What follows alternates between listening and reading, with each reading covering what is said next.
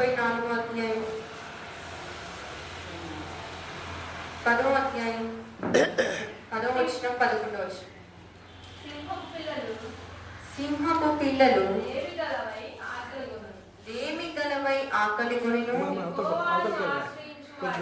యెహోవాను ఆశ్రయించు వారికి ఏ మేలు కొదువై ఉండెను.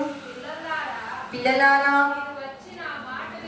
మీరు వచ్చి నా మాట వినుడి. యెహోవా యందు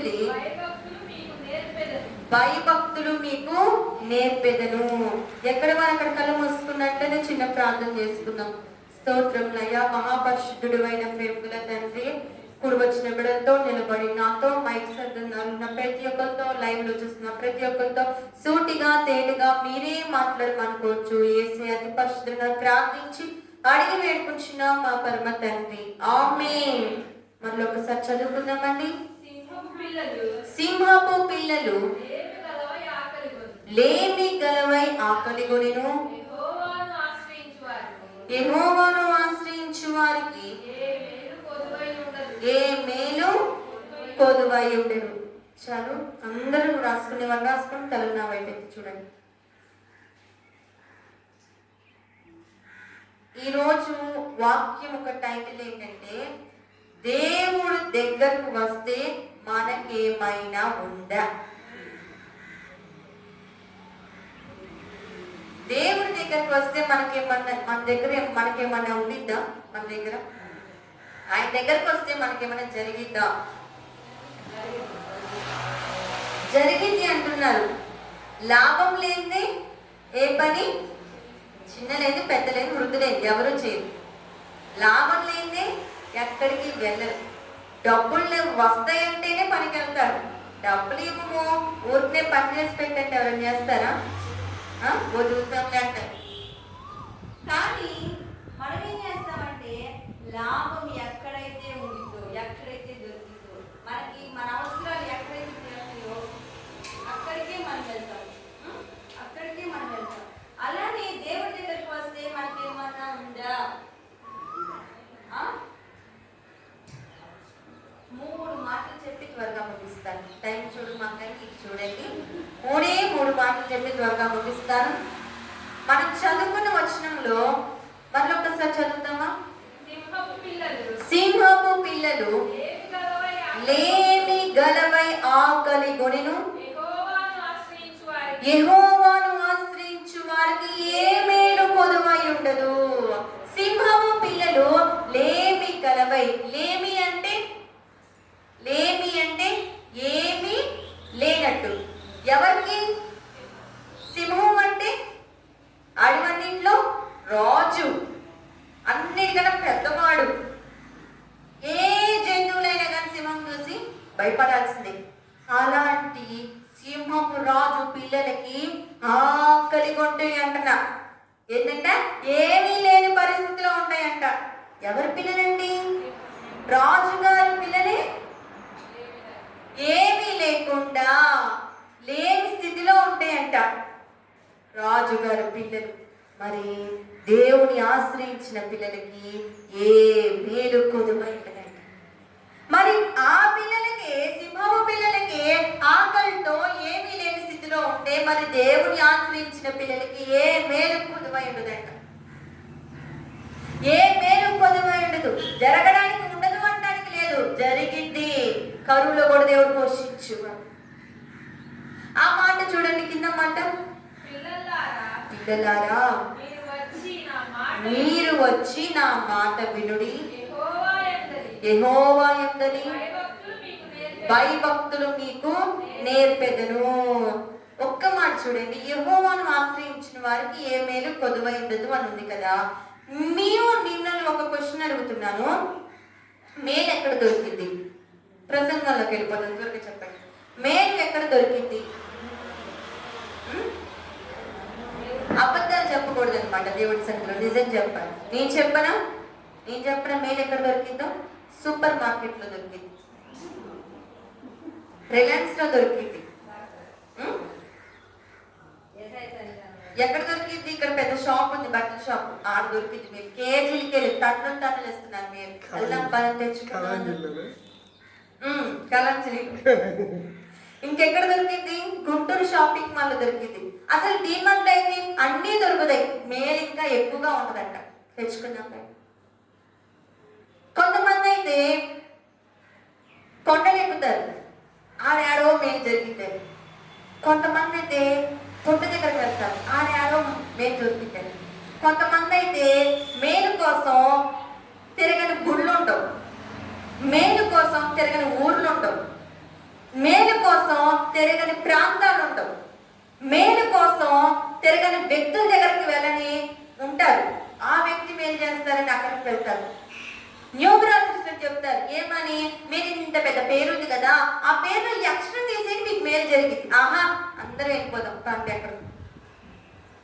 మరి ఆ మనుషులు చూస్తున్నారు మీరు, ఆ మనుషులు కూడా దేవుని సృష్టించిన ఆ మనుషులే. ఆ మనిషి మేలు చేస్తారని, ఆ వైద్యుడు మేలు చేస్తారని, ఆ అంతరాలు కట్టుకుంటే మేలు జరుగుతాయని, వాళ్ళు ఏదో పేరు మార్చుకుంటే మేలు జరుగుతాయని అక్కడికి ఇక్కడికి వెళ్తున్నారు, కానీ ఆయన దగ్గరికి రాలేకపోతున్నారు. దేవుడు వాక్యం సెలవిస్తుంది, ఎవరైతే నన్ను ఆశ్రయిస్తారో ఆ పిల్లలకి వాళ్ళకి ఏ మేలు చేయకుండా నేను ఉండలేను. ఆయన మేలు చేయడంలో మొదటిగా నిలబడ్డాడు. మనమేమో ఆయన పక్కన పెట్టి ఊరంతా తిరుగుతున్నాం. అదొక మాట సామెత ఉంది, ముక్క ఇక్కడ ఉందంటే ఇక్కడ ఉంది, ఊరంతా తిరిగి ఇదే నా ముక్క అంటారు. అట్లుంది. మేలు ఎక్కడ దొరికింది? ఆయన సన్నిధిలోనే ఉంటుంది.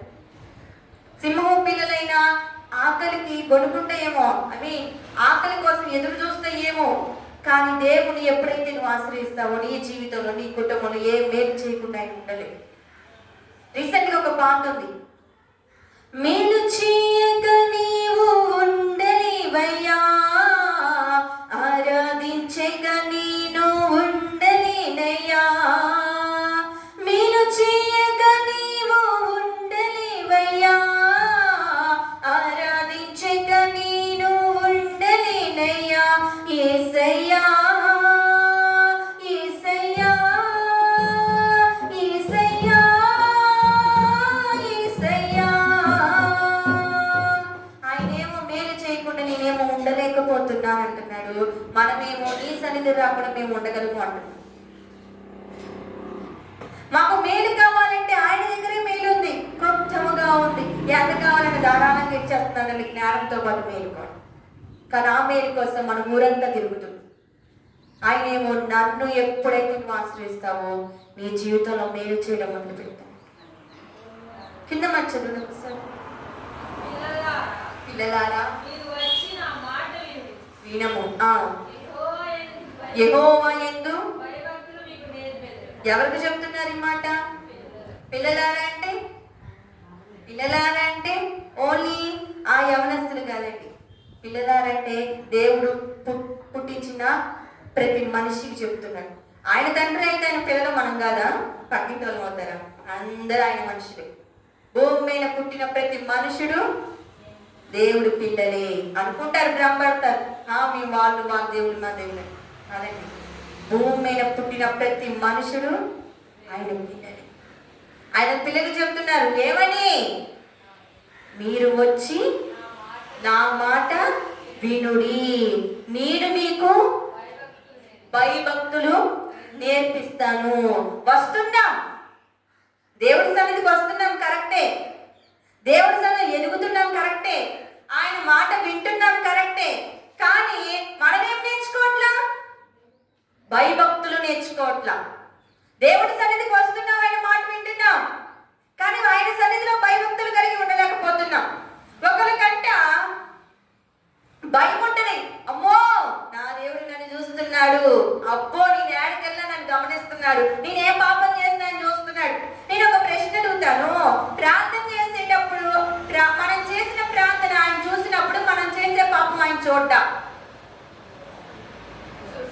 రహస్యమున్న తండ్రికి మొరపెట్టేటప్పుడు రహస్యంగా పాపం చేసేటప్పుడు ఆయన చూడ్డా? మరి ఈ రోజు ఆయన చూస్తున్నాడు, భయం ఎందుకు లేదు? ఆయన మనల్ని గమనిస్తున్నాడని భయం ఎందుకు లేదు?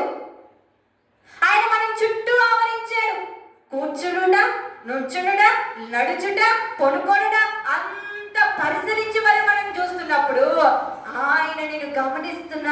భయం ఎందుకు లేదు ఈ రోజున? ఆయన మన చుట్టూ ఆవరించాడు. కీర్తన గ్రంథంలో ఉండేది, అది ఒక పాట కూడా రాశారు. మరి అన్ని పాటలు పాడుకుంటున్నాం, వాక్యం చదువుతున్నాం, ఆయన నిన్ను నన్ను చూస్తున్నాడు, నిన్ను నన్ను గమనిస్తున్నాడు అని భయం ఎందుకు లేదు? అయ్యా నీ సన్నిధికే వస్తున్నా, నీ మాటే వింటున్నా, కానీ ఆ భయభక్తులు ఎందుకు నేర్చుకోలేకపోతున్నావు? ఆ భయభక్తులు కలిగి ఎందుకు జీవించలేకపోతున్నావు? కొంతమందికి భయం ఉంటే అమ్మో ఆయన చూస్తున్నాడని, కొంతమందికి భక్తి ఉండదు. ఏముంది ప్రార్థనకి వెళ్దాం, పాస్టర్ గారు ఏమని అనుకుంటాడు, అమ్మో వెళ్ళాలి. పాస్టర్ గారు అనుకునేదేంటి? దేవుడు గొప్పవాడు, ఆయన పట్ల చేయగలడు, ఆయన సజీవుడు, నీ మొర ఆలకిస్తున్నాడు. భక్తి ఏది? భక్తి ఫుల్గా ఉంది, కానీ ఎక్కడున్నా నా దేవుడు గొప్పడి. భయము లేదు. భయం ఉంటే భక్తి లేదు, భక్తి ఉంటే భయం లేదు. కానీ నా మాట వినండి, భయభక్తులు మీకు నేర్పిస్తా. ఏ భక్తులు నేర్పిస్తారంట? భయభక్తులు నేర్పిస్తారంట. చిన్నపిల్లలకి భయం ఏందో నేర్పిస్తారు, భక్తి ఇంకా అసలు నేర్పిస్తారు.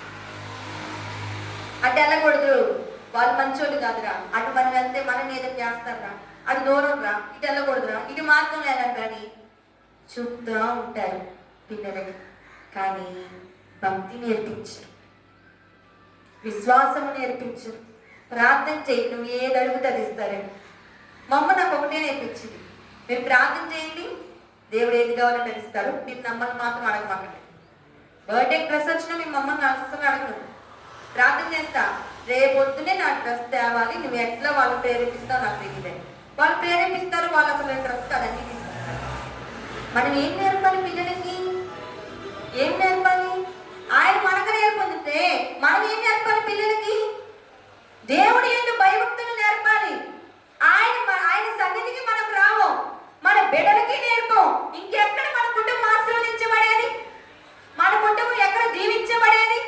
ఆయన దగ్గరకు వస్తే మీకు మేలు చేస్తానంటున్నాడు, ఆయన దగ్గరకు వస్తే మీకు భయభక్తులు నేర్పిస్తానంటున్నాడు. కానీ మనం ఆయన దగ్గరకు రావు, మేలు జరగాలి. ఆయన దగ్గరకు రావు, భక్తి ఉండదు. ఆయన దగ్గరకు రావు, భయం ఉండదు. మన ఇష్టారాజ్యంగా జీవిస్తుంటే నాకు అది చెయ్యయ్యా, ఇది చెయ్య అని అడిగితే ఏం చేస్తాడు ఈ రోజున? మనం ఇష్టం వచ్చినట్టు మన లోకానుసారంగా బ్రతుకుతుంటే నాకు అది చెయ్యి, ఇది చెయ్యని రెండు చేతుల పైకి ఉపవాసం ఉండి ప్రార్థన చేసినంత మాత్రం నీ చేతిలో మేలు జరగదు. నువ్వు ఎప్పుడైతే ఆయన సన్నిధికి వస్తావో, ఎప్పుడైతే ఆయన మాట వింటావో, ఎప్పుడైతే వాక్యానుసారంగా జీవిస్తావో, ఎప్పుడైతే ఆయన సన్నిధిలో భయభక్తులు కలిగి ఉంటావో, ఎప్పుడైతే నువ్వు ఆయన సన్నిధిలో మోకరించి అడుగుతావో, అన్ని కలిగి క్షణంలో నీ జీవితంలో మేలు చేయడం ప్రారంభిస్తారు. 3 మాటలు ఏంటో చూసి ముగిస్తాను, చూద్దాం. దేవుడి దగ్గరకు వస్తే మనకేముంది? ఆదికాండం 50వ అధ్యాయం 21వ వచనం.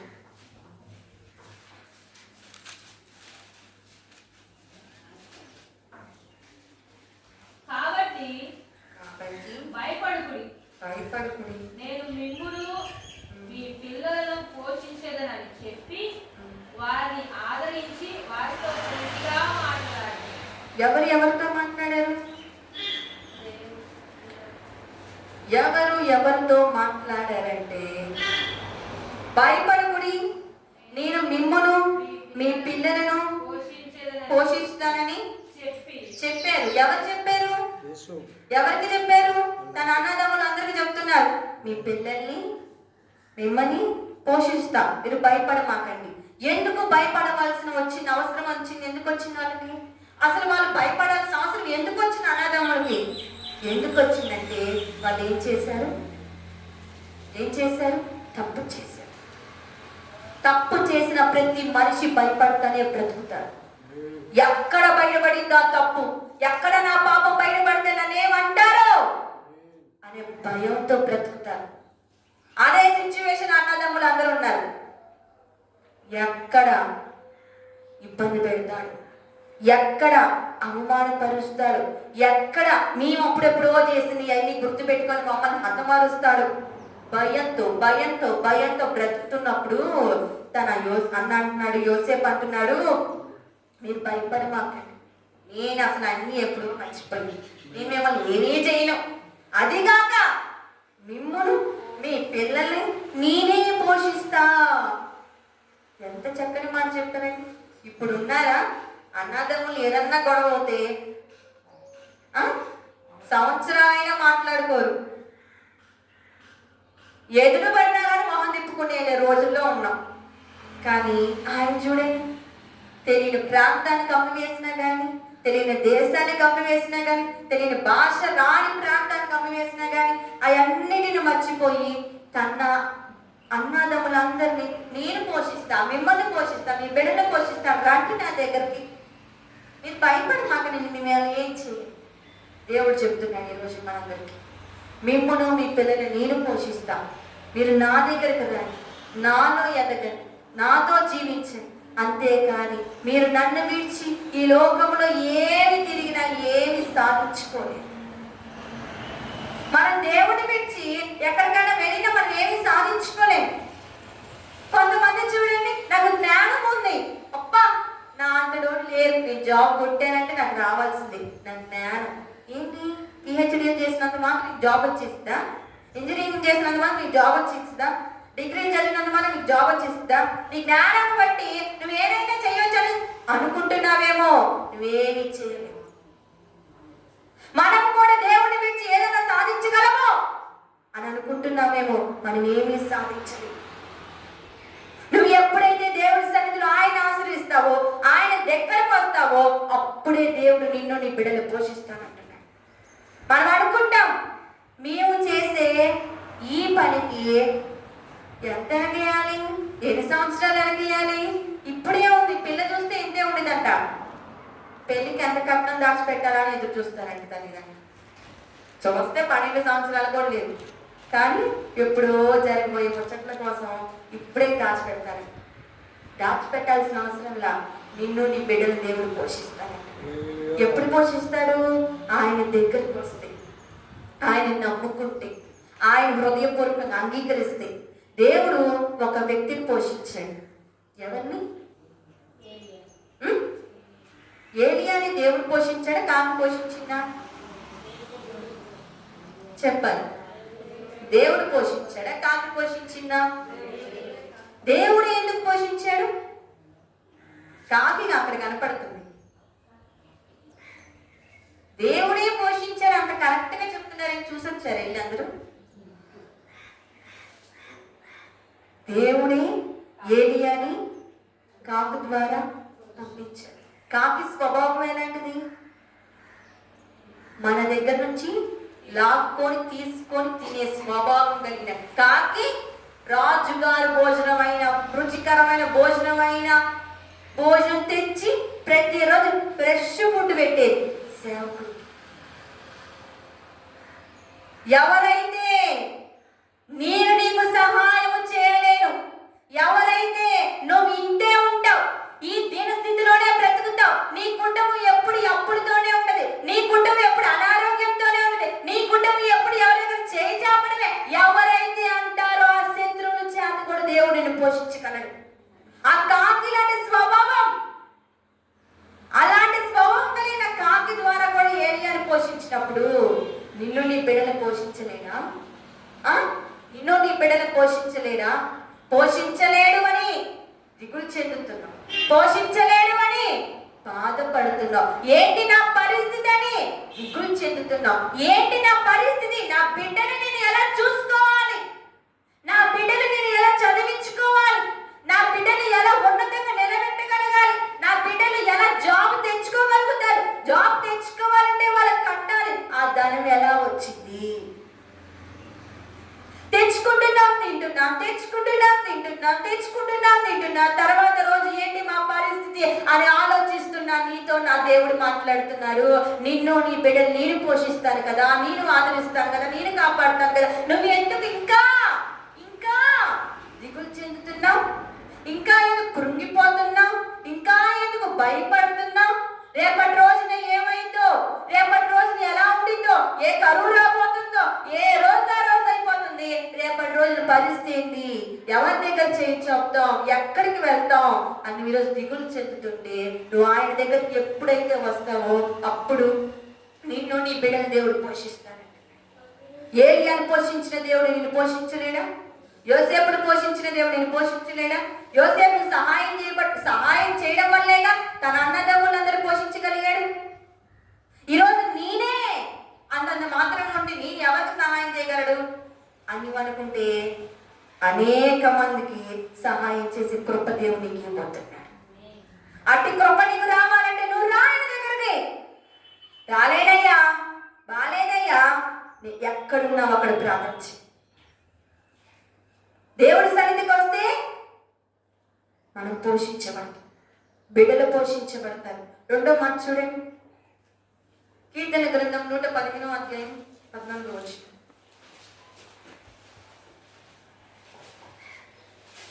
యెహోవా మిమ్మును మీ పిల్లలను వృద్ధి పొందించు.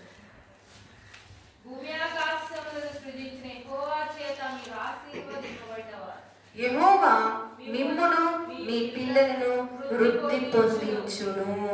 దేవుడు ఎంత చక్కని మాట చెప్తున్నాడు చూడండి. వృద్ధి అంటే ఏంటి?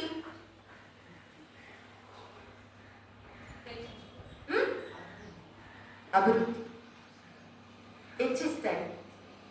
ఎక్కడ వేసిన వాళ్ళని అక్కడ ఉంచడు. ఎప్పుడు ఉంచడు? ఆయన దగ్గరకు వస్తే. ఆయన దగ్గరకు వస్తే దేవుడు మనల్ని, మన పిల్లల్ని వృద్ధి పొందిస్తాడంట. స్టెప్ బై స్టెప్ నిలబెడతాడంట. ఆశీర్వాదం పైన ఆశీర్వాదం ఇస్తాడంట. ఫస్ట్ మీరందరూ ఒక క్వశ్చన్ అడుగుతున్నాను, త్వరగా ముగిస్తాను చూడండి. మీరు దేవుడి సన్నిధికి ఏ రీతిగా వచ్చారో మీకు గుర్తుందా? ఇప్పుడు దేవుడు అదే స్థితిలో మమ్మల్ని ఉంచాడు అన్న వాళ్ళు ఒకసారి చేతులు చూపించండి త్వరగా. ఏం చేస్తున్నాడు దేవుడు? దేవుడు ఏం చేస్తున్నాడు? ఆయన దగ్గరకు వస్తే ఆయన దగ్గరకు వస్తే ఆ స్థితి మనకి ఇవ్వలే. మొదట స్థితి కొద్దిగా ఉన్న తుదికి మహావృద్ధి అయినట్టుగా దేవుడు మనల్ని బ్లెస్ చేస్తాడు. మహావృద్ధి అయినట్టుగా దేవుడు మనల్ని ఆశీర్వదిస్తున్నాడు. ఎప్పుడు ఆయన దగ్గరకు వస్తేనే. ఆయన దగ్గరికి రాకుండా మేము ఇంట్లోనే ఉంటాం, ఇంట్లోనే ప్రార్థన చేసుకుంటాం, ఇంట్లోనే ఆరాధన జరుపుకుంటాం అంటే ఏ బ్లెస్సింగ్ నీకు జీవితంలో జరగదు. ఏ బ్లెస్సింగ్ నువ్వు ఆయన దగ్గర నుంచి పొందుకోలేవు. ఎప్పుడైతే ఆయన దగ్గరకు వచ్చి ప్రార్థిస్తావో, ఎప్పుడైతే ఆయన సన్నిధిలో మొర పెడతావో, నేను మనం చెప్పుకున్నాం, అన్న ఏం చేసింది? ప్రతిరోజు ఇంట్లో ప్రార్థన చేసుకున్నట్టుగా ఇంట్లోనే ప్రార్థన చేసుకుందా. సన్నిధికి ఎప్పుడైతే వచ్చిందో ఆ ద్వారం తెరవబడింది. అప్పుడు ఆశీర్వదించబడింది. మరి నువ్వు ఎప్పుడైతే దేవుడి సన్నిధికి వచ్చి మొర పెడతావో దేవుడు నిన్ను, నీ పిల్లలు అప్పుడు వృద్ధి పొందిస్తూ మొదలు పెడతాడు. మనం ఎక్కడ వేసిన వాళ్ళు అక్కడ ఉంటాం. మన కుటుంబాలు ఎక్కడ వేసి అక్కడ ఉంటాం. ఎవరి దగ్గర చేయాల్సిన పరిస్థితి మనకు రాదు. ఎవరి దగ్గర దేని అని అడగాల్సిన పరిస్థితి మనకు రాదు. ఆయన దగ్గరికి ఎప్పుడైతే వస్తామో అంచెలంచెలుగా దేవుడు మనల్ని బ్లెస్ చేయడం మొదలు పెడతాడు. అంచెలంచెలుగా దేవుడు మనల్ని ఆశీర్వదించడం మొదలు పెడతాడు. మనం అనుకుంటాం ఇదే మన స్థితి అని. మనం అనుకుంటాం ఈ కొద్దిలే చాలయ్యా, మనం అనుకుంటాం మా పిల్లలు కొద్ది చదువులే చాలయ్యా, మనం అనుకుంటాం మా కొద్ది జీవితమే చాలయ్యా, మనం అనుకుంటాం ఈ జీవితంతోనే ఇంత చాలయ్యా, ఇది మాకేమక్కర్లేదయ్యా, మాకేమక్కర్లేదు అనుకుంటే ఒక్క మాట చెప్తానండి. ఇద్దరు పిల్లలు ఉన్నారు. ఇద్దరు పిల్లలు. ఆ ఇద్దరు పిల్లలు మంచి స్నేహితులు, ప్రాణ స్నేహితులు. ఆ ఇద్దరు స్నేహితులు ఏ విధంగా ఉంటారంటే, ఒక స్నేహితుడేమో బాగా డబ్బున్నోళ్ళ కుమారుడు, ఇంకో స్నేహితుడేమో కాస్త పేదరికంలో ఉన్న స్నేహితుడు. అప్పుడు ఇద్దరు మంచి వస్త్రములు వేసుకుంటారా?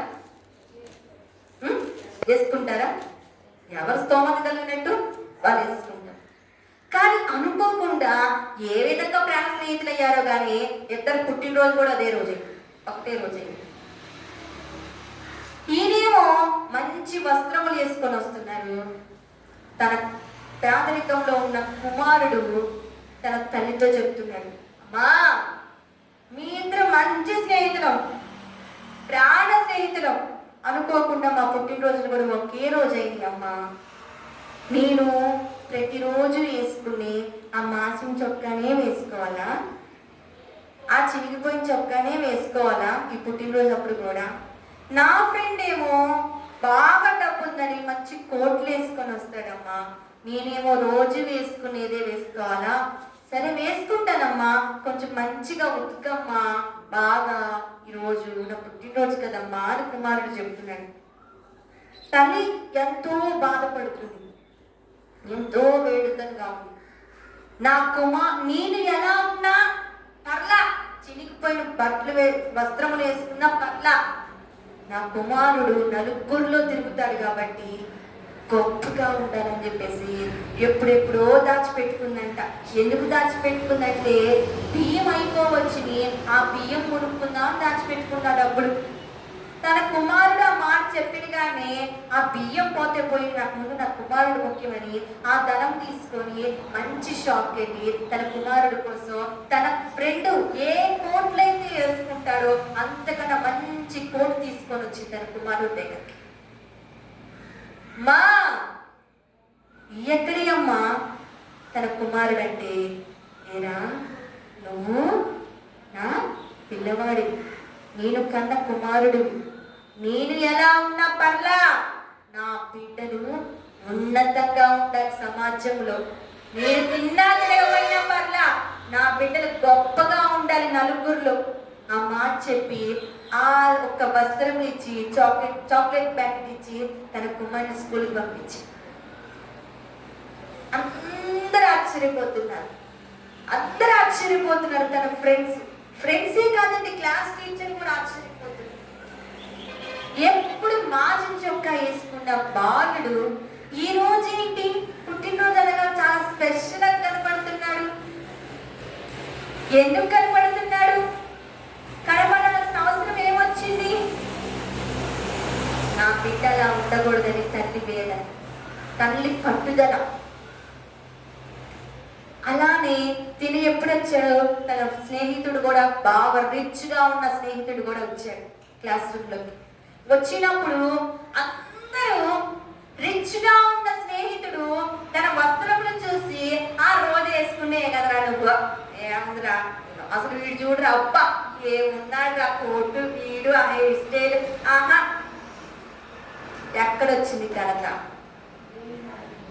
ఎక్కడొచ్చింది ఘనత?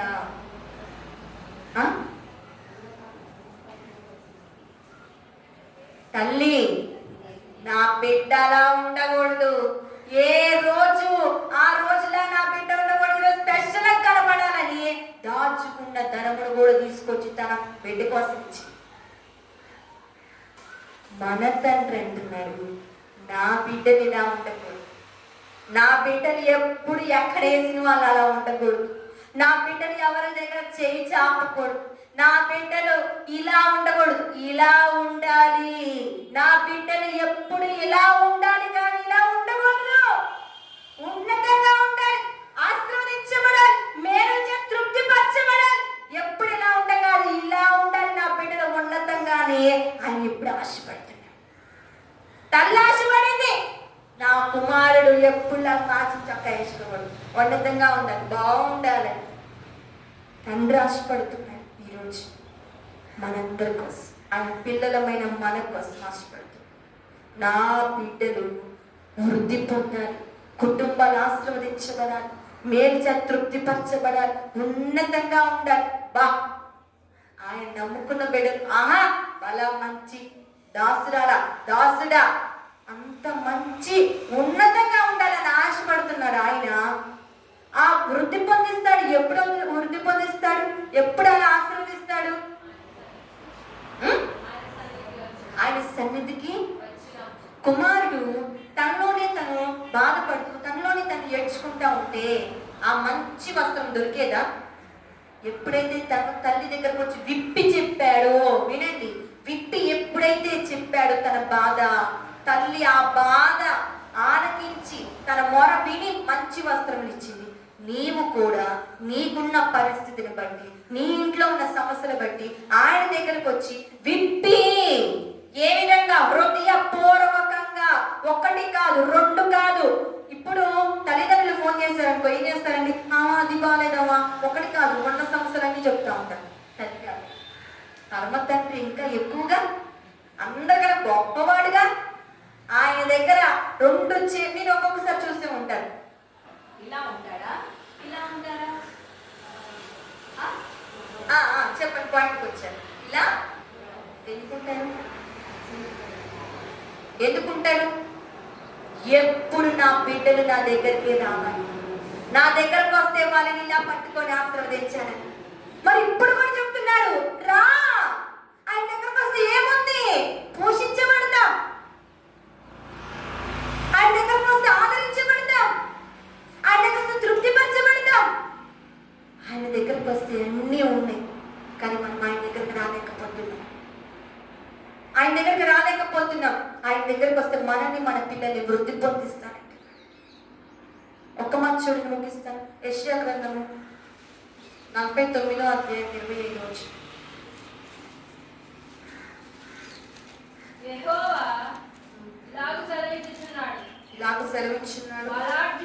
బలాఢ్యులు చెరపట్టిన వారు సహితము విడిపింపబడుదురు. భీకరులు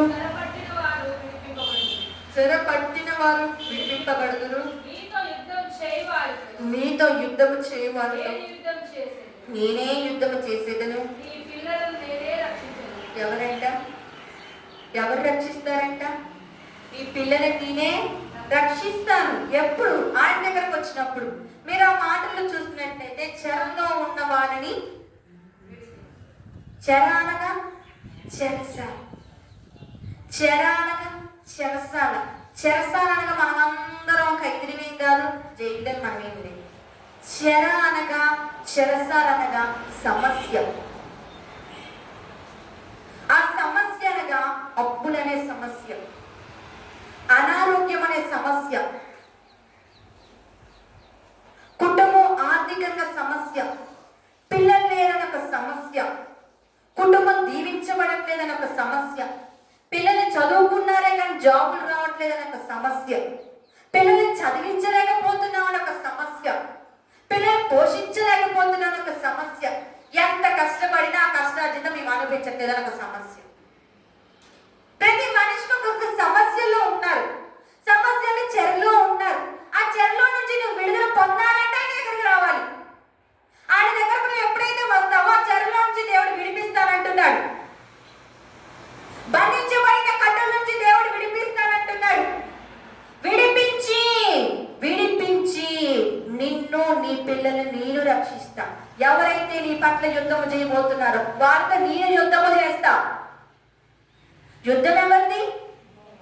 మీద యెహోవాదే యుద్ధం. దావీదు ఏం చేశాడు? చూస్తానికి నా అంత కూడా లేడు ఆ వయసులో. కానీ గొలియాతు ఎలా ఉన్నాడు?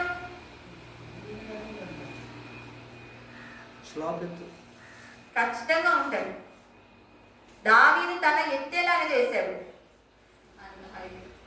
కానీ ఇప్పుడు మీరు చూడండి, మనకన్నా చాలా హైట్ పర్సన్ ఫారెన్స్ లో ఉంటారు. వాళ్ళు వచ్చారనుకో మనం ఏం చేస్తాం? విచిత్రంగా చూస్తాం. ముందు ఏం చేస్తాం? ఇంత హైట్ వచ్చారు, విచిత్రంగా చూస్తాం. దావీదు గొలియాతును చూసి ఏం చేశాడు? ఏం చేశాడు చెప్పండి, త్వరగా ముగిస్తాను. నాకన్నా చాలా ఎత్తుగా ఉన్నాడు, చాలా బలంగా దృఢంగా ఉన్నాడు అని పారిపోయారా? పారిపోయారా? గొలియాతు ఏమన్నా చెప్పండి ఒకసారి. ఏరా బుడ్డోడా, నువ్వు నన్ను చంపడానికి వచ్చావా? నువ్వు నన్ను మార్చడానికి వచ్చావా? పో చూస్తానులే కానీ పోయాను. కానీ దావీదు ఏం చేశాడు? వెళ్ళాడా? దావీదు యుద్ధం చేశాడా? దేవుడు యుద్ధం చేశాడు. ఫర్ సపోజ్ ఇప్పుడు ఆ ఫోటో ఉందండి, రాయి ఉంది, తీసుకొని కొట్టా, అది ఎక్కడ పడింది? పగిలిపోయింది, వెనక్కి పడింది. అని గోడ కాబట్టి పడిపోయింది, వెనక్కే పడాలి, పోల్చుకొని రాయేస్తే. కానీ మరి అంత రాయేసి కొడితే గొలియాతు వెనక్కి పడకుండా ముందు కింద పడ్డాడు. ప్రశ్న, ఆన్సర్ చెప్పండి, త్వరగా ముగిస్తాను.